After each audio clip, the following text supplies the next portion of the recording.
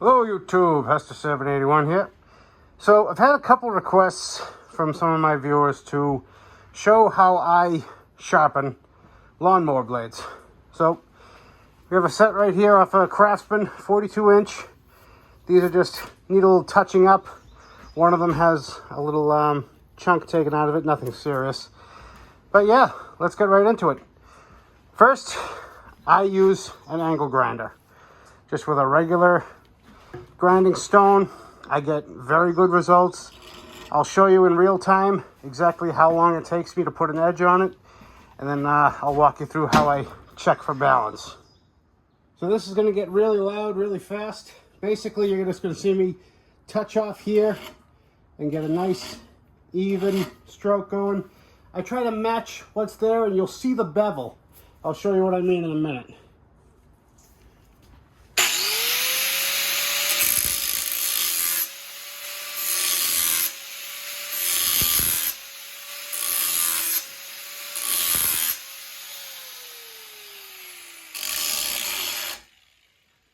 So there you can kind of see that I'm following the natural edge that's already there. And then you'll see me flip the grinder upside down and just kind of quickly touch. And what you're looking for is a burr to sort of flap out from underneath. I'll show you what that looks like in a second.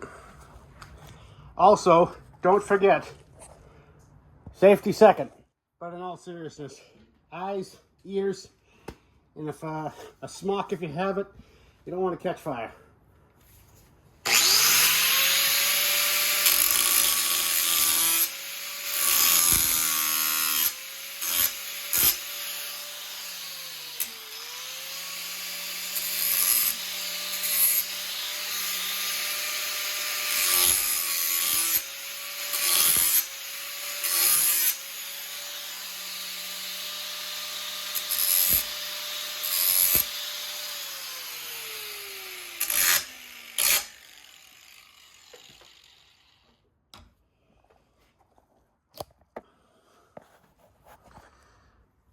So this is what I meant by that burr.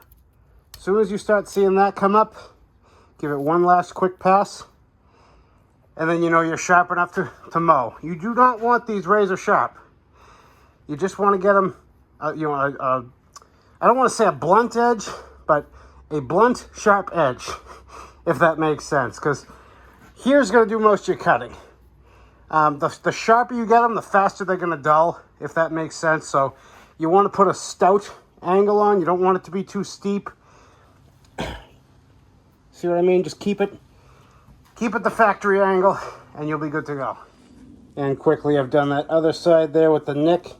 Don't chase the nick. Just get a sharp edge as best you can, sort of break it. That's going to be fine. These blades definitely aren't new, but they have a good couple years left in them, depending on how big your lot is. And next we're going to do balancing. So this is my balancer setup. I've shown it in a couple other videos.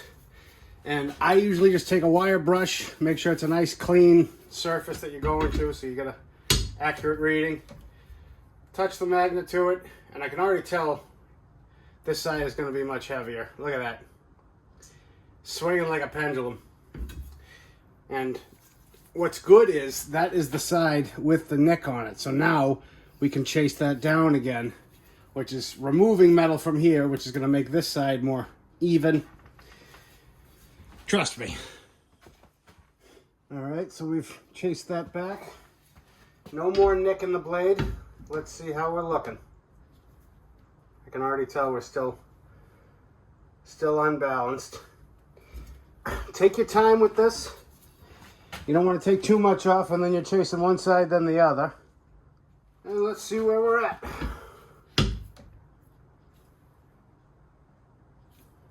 Beautiful. All right. So now once you're under here, just take a second, brush, run your fingers around. Make sure the corners of this 5-star pattern are sharp and they're not rounded over or anything. Make sure you don't have any rope or trash bags or anything wrapped up. You'd be surprised what I've seen. And what I'm gonna do is take some automotive herpes, aka never sees compound, just put some on the threads. You know, from the factory they put a dab of Loctite. It's not that you don't want these coming loose. They're not going to come loose if you tighten them up right.